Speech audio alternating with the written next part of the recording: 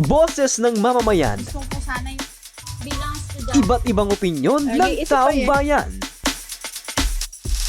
Ang gusto ko talagang Ating alamin sa Kalye Survey.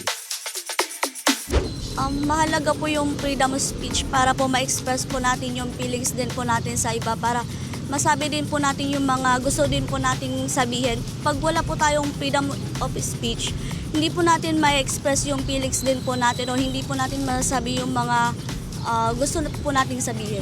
Mahalaga po para po magkaroon tayo ng boses din.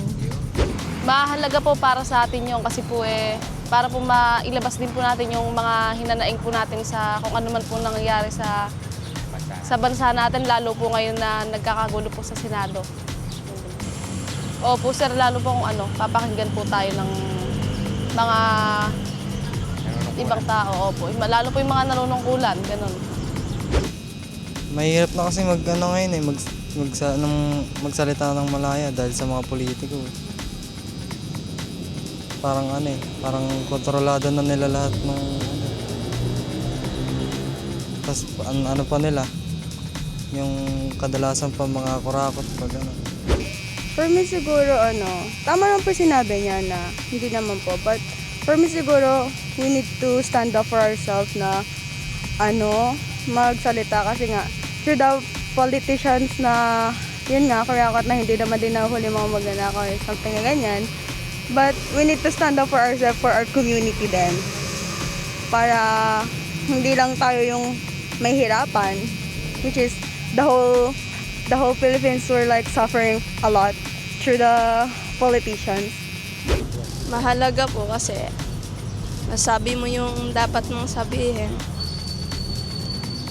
Ngayon naman po, madami nang nagsasalita tungkol sa mga politik, di ba po? Tapos, mahalaga po para sa akin, para po maiwasan na din yung mga corruption pag tumagal sa next batch. Yun lang po. Para sa akin po, mas mahalaga po yun para sa atin kasi may kanya-kanya po tayong opinion po eh. Tapos, kung po, nailalabas mo yung expression mo, yung damdamin mo, kung ano yung nakikita mong tama, pwede mo sabihin sa kapwa mo para hindi sila na-open. Sobrang mahalaga po yun para kunyari po, yung side ko po, masasabi ko po sa sa kausap ko po, para po yan maintindihan din po niya. Sobrang halaga.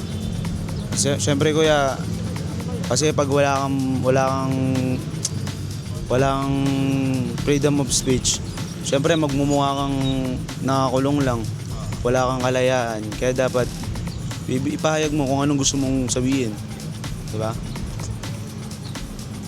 Boses ng mamamayan, Gusto ko sana yung bilang estudyante. iba't ibang opinyon ng taong bayan.